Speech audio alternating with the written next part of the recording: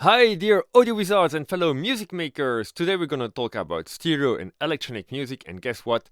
We're not in the 60s anymore and we don't play with width, panning, and stereo field like we were doing back in the days. So, without any further ado, we're gonna dive into an Ableton project. Alright, so let's dive into the juicy stuff. So, first things first, where does stereo come from? Because before the 30s, people were only recording music as mono signals, so we had everything in the center because there was just one sound sources.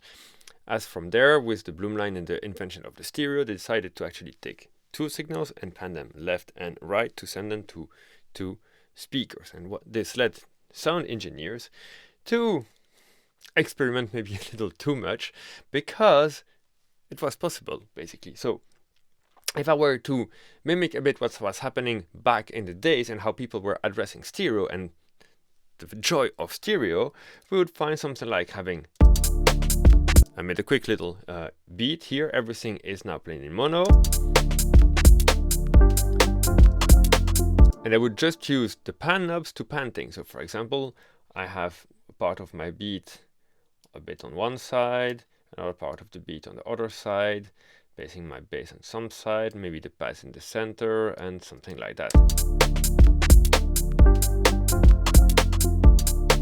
So this is creating width, and to some extent it's nice, because we're already having something that is more spread out. It's helping to create a dissociation between the instruments, because they are, even if they're in the same frequency range now, they're not clashing anymore. So this is a great trick about stereo. It's actually helping to identify different sound sources. You have less blurry mixes. It's creating clarity, yet you feel it's fast. Even if I push it here even more, there are some weird things.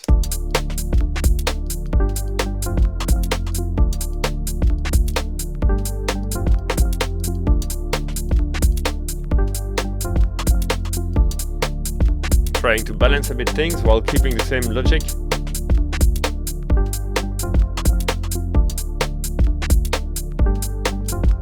So what are the main problems while doing this is, even if it's more or less balanced in terms of energy now, I have more of the beats on one side, some hi-hats that answer to that on the other side, the bass is playing on the right while the kick drum is playing on the left. It's kind of balancing in terms of loudness. If you look at the master fader,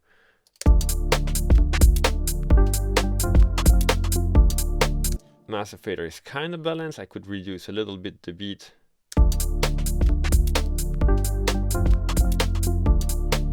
Yet in terms of dynamics, in terms of how dense every channel is, this is already sounding pretty weird, because the kick drum is playing, taking out a lot of energy, but just from time to time, while the bass is constant. And so our brain's like shifting from one side to another. So this is a first thing that is kind of weird.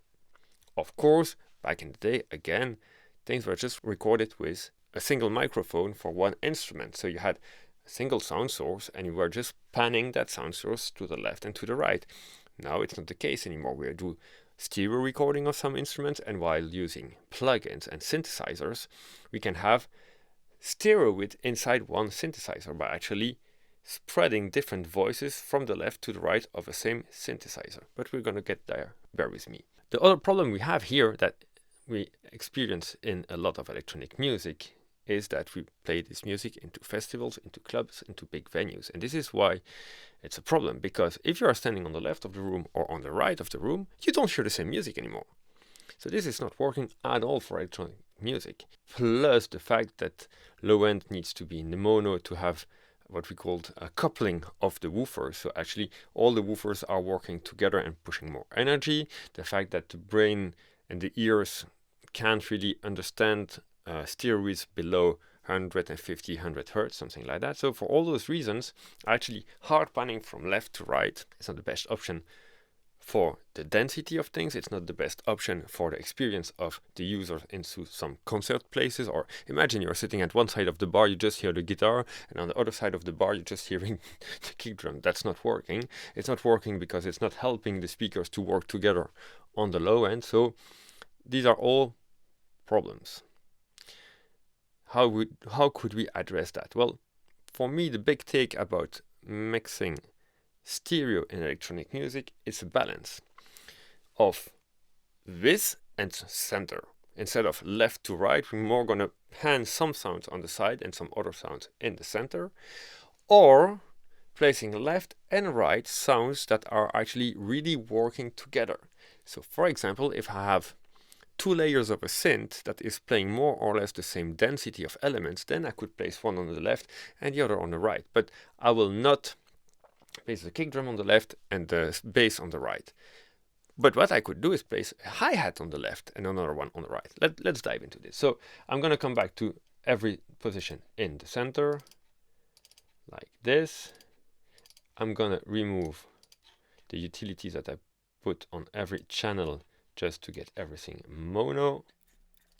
This, and you will already hear a huge difference now, because it will be spread out but balanced, even from left and right.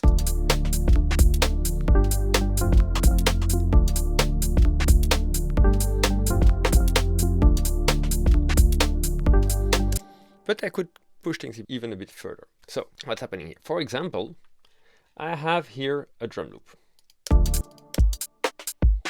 that is fully mono. But I have two hats, one here and another one here.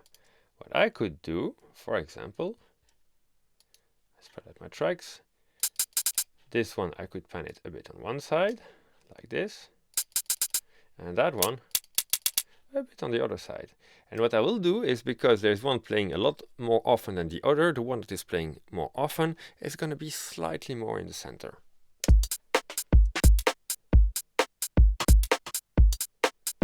If I would pan them full, this would be too much, and my ear is just turning to one side at every hat. That's too much.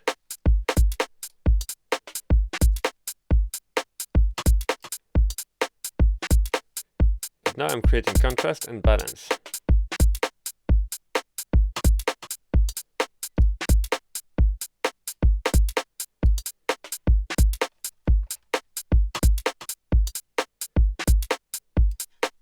Compare things, before we were like this.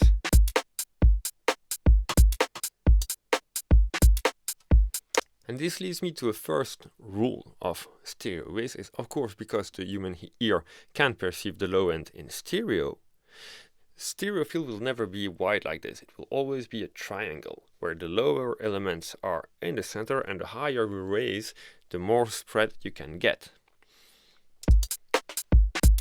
You always want the kick and the snare that are the main driving elements in the center. And this is a good rule for everything. For example, if you have a lead vocal, if you have a big lead synth, you want this to be present in the center. You want this to be catching the attention and making space around that for the rest. So here I had a bass line, and what's happening with the bass line, a simple example, is I have actually a sub and a higher part. And so the sub, I would place this really in the center, so it's full and thick. But on my upper part, I can add some spread. What I explained is actually you have several voices, and each oscillator will be a little bit detuned and panned from left to right. I could show you this maybe better into Serum. This is a good example to show you things. Duplicating this here. Let's listen to that. It's a bit too low, octave higher. Change the sound to some more mellow sine wave. Okay, so what's happening here, I just have one voice playing. So this is always mono. I can't have stereo with just one voice. But as soon as I dial more than one, I can get two voices. And now I can, with the detune, now choose how much are they panned and how much detune is there, how much pitch difference is there between the two oscillators. Let's listen to that.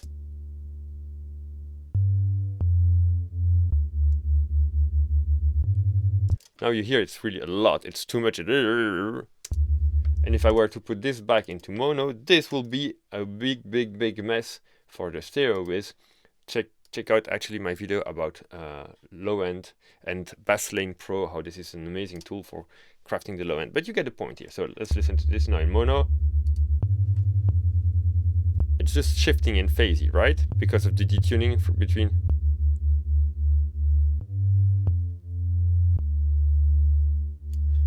Okay, but let's play it back in stereo. So one nice thing to do with bass lines is either you play the bass lines and you have at least 3 voices, so there's always one voice sitting in the center, and then you can pan the other ones on the sides. Or what I did here was actually to have a layer, one sub,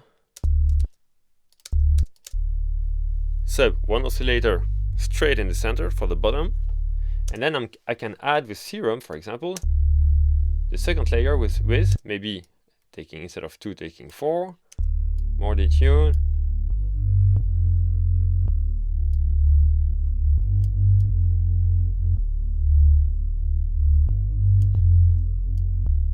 If I would remove the low end,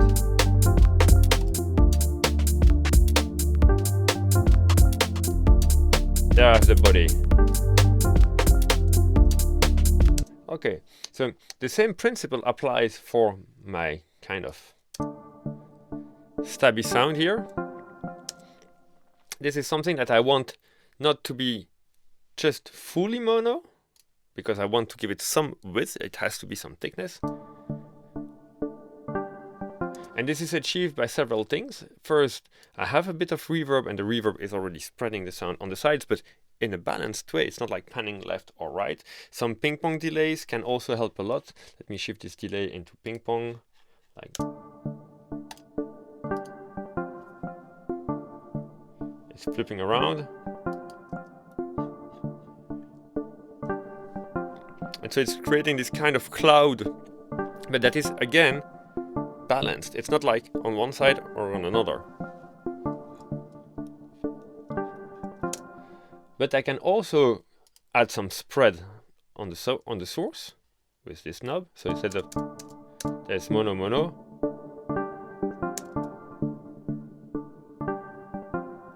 I can spread a little bit, not too much.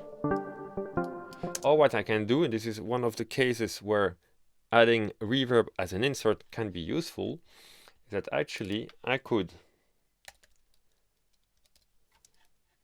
add some reverb, but a little bit short decay, just some room before sending it to the big reverb. So actually I'll let you play without the reverb and the delay, without anything, without spread, nothing. This is totally mono. And now I'm thickening up the sound with the reverb. Don't want too much, I want it to be sharp. Can be closer.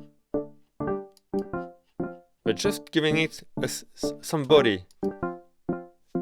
This is sterile, this has body.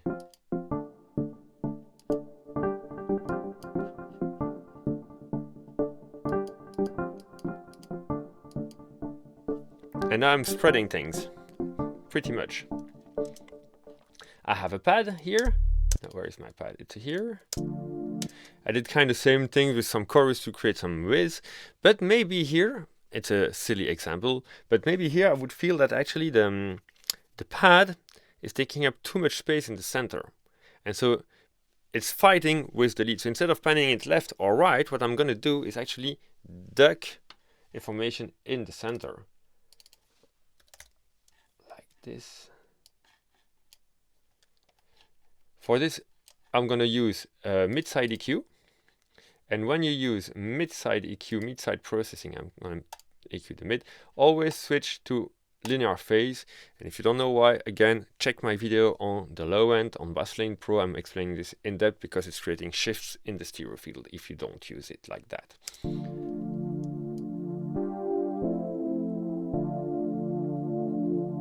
This is kind of where the melody is playing, right? If I was here, I can even play some spectral things so you see it. EQ.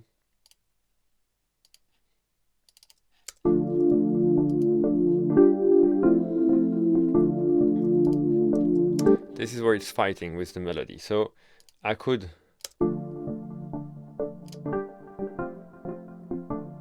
remove the mid part of the pad, the center part of the pad, to make space for the stabs. Let's listen, let's pay attention just to the center of the image and to the stabs. Don't pay attention to the pad, just listen to the low end of the stabs. Here the stabs, they're properly defined. Now they're blurred by the pad. There's space now. I'm gonna exaggerate it a little bit.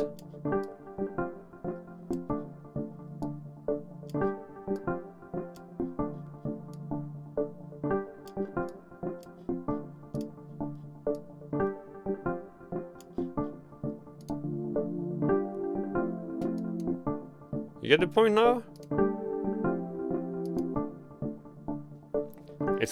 It's overdone, but you get the idea.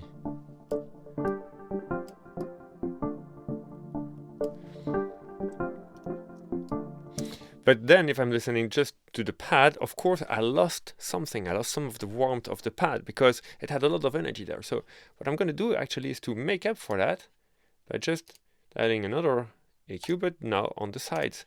And I'm going to boost somewhere a little bit.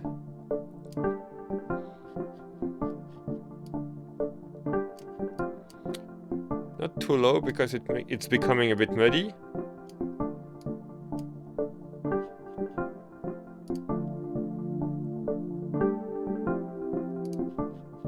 It's too much.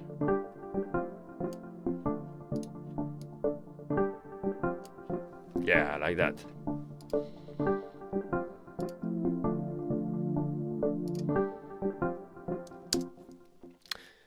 So in an easy way, what I'm showing here is actually how instead of panning something left and something right, I'm making space.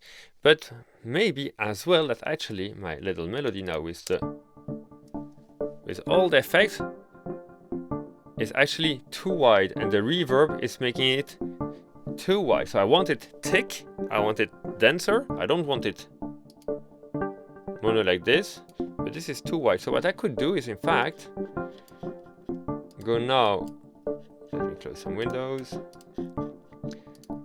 go to my delay, and what I'm going to do in the delay is actually shift this pan pot into split mode.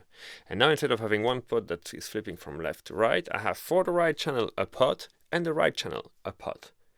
And now I can actually reduce the stereo width. So instead of having super wide delays, I could put them like -25 maybe, something like that, to 25.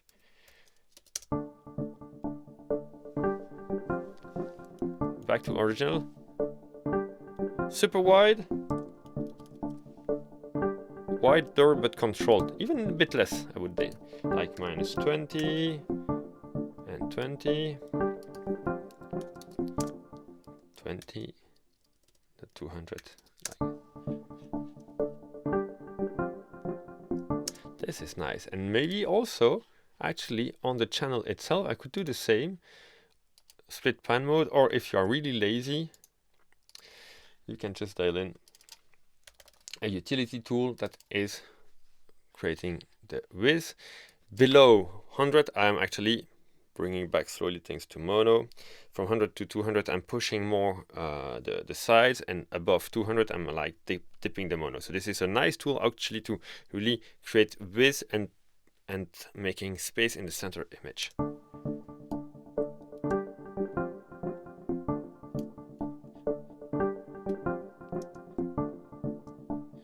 It's not the same as being fully mono. Let me dial this one on just to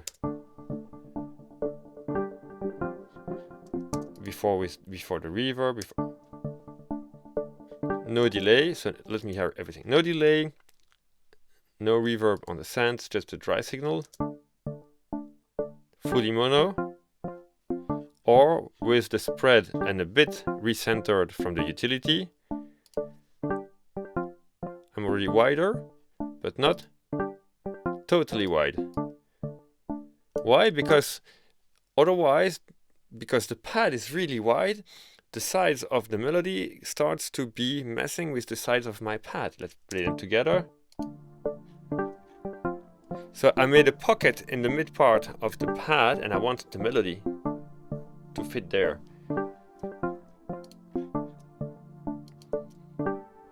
There it's on this. There the pad and the melody are actually on the same side, too much. And now I'm bringing it in the middle. Adding some thickness with the reverb, but then again controlled, not too wide.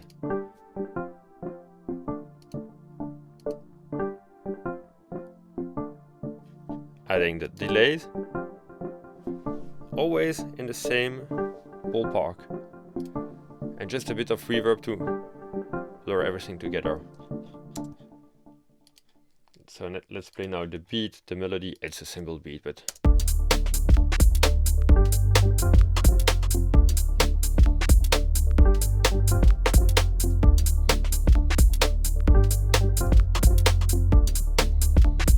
you get the idea. So we are not panning everything left, not panning everything right. We're not just pushing things on the sides.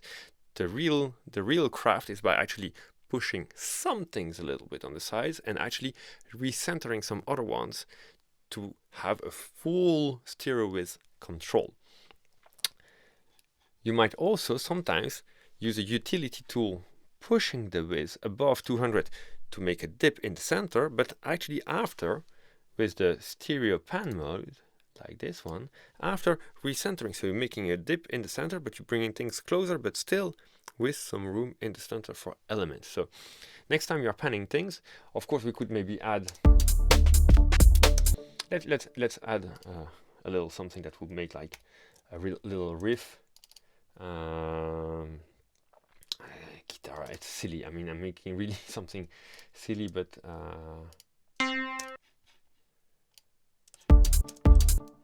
let's take back something from the pad here to make a silly arpeggiator. I mean, it's not the most crazy and beautiful music in the world, but it's just for showing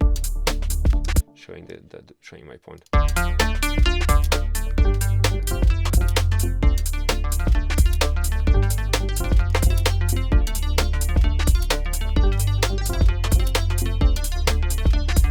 Okay, and I could actually have a second layer of that playing another kind of arpeggiator like this.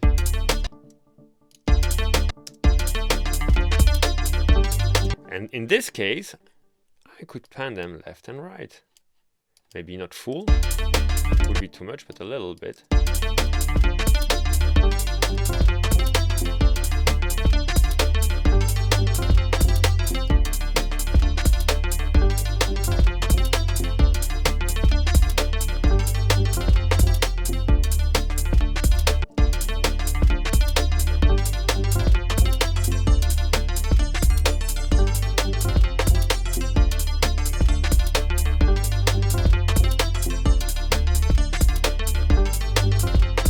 And this is a balance to be found by the ear. Usually what has more lows, again more in the center.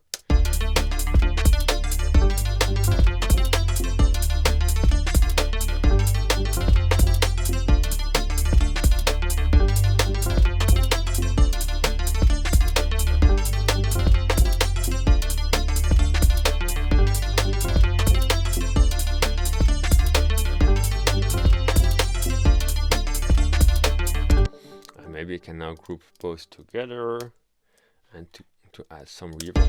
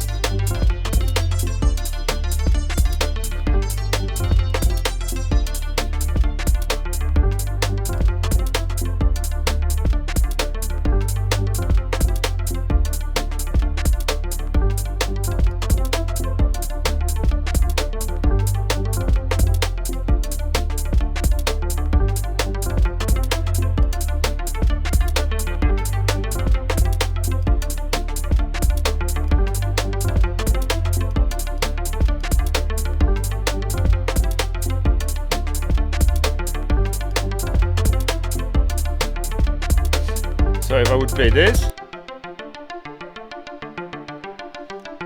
It's kind of balanced, not every time playing left and right totally the same, but because the energy is kind of same, the brain processes this as one unity with space. But maybe this one is actually clashing a little bit in the low end with the bass. So I'm gonna take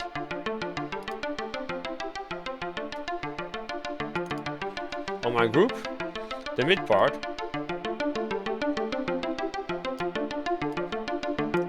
pretty mono, right?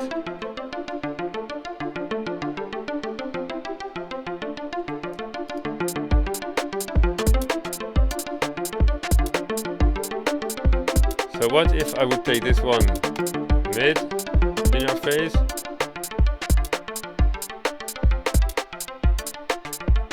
not too much,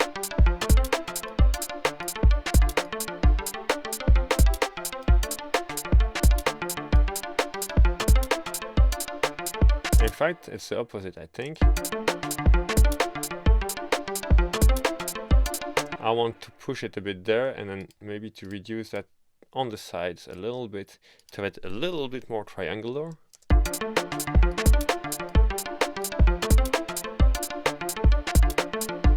And maybe compensate by pushing the sides a bit higher. So I'm on the group of those guitars. Huh? Hear the difference. There's a like totally lost. And here I get some more focus. This little boost is actually gaining me a lot of focus in the low end, low medium part. Lost. Focused. And the bass is wide. Maybe the bass here is too wide, in fact. I'm gonna recenter a little bit the bass. Just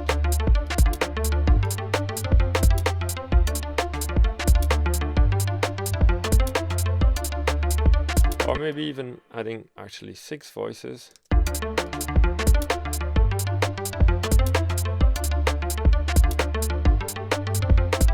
So it's wide but with more energy in the medium and less on the sides.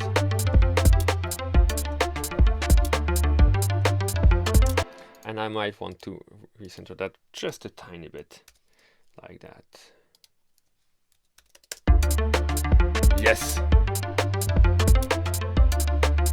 There's still a hole in the center for the sub, filling that space beautifully.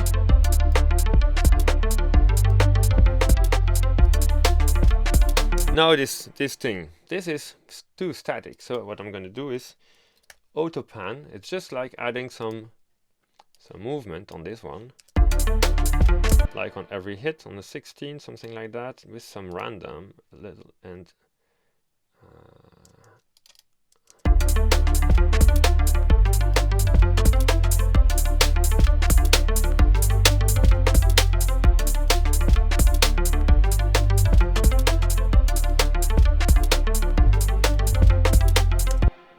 for the sake of the exercise, I'm now gonna turn on all my utilities for mono.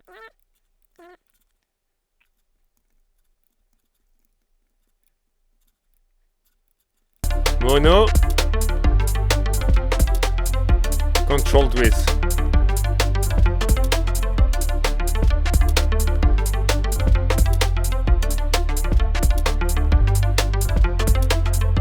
Blurry, no distinction, no separation between the elements, everything just like flat, and at a sudden it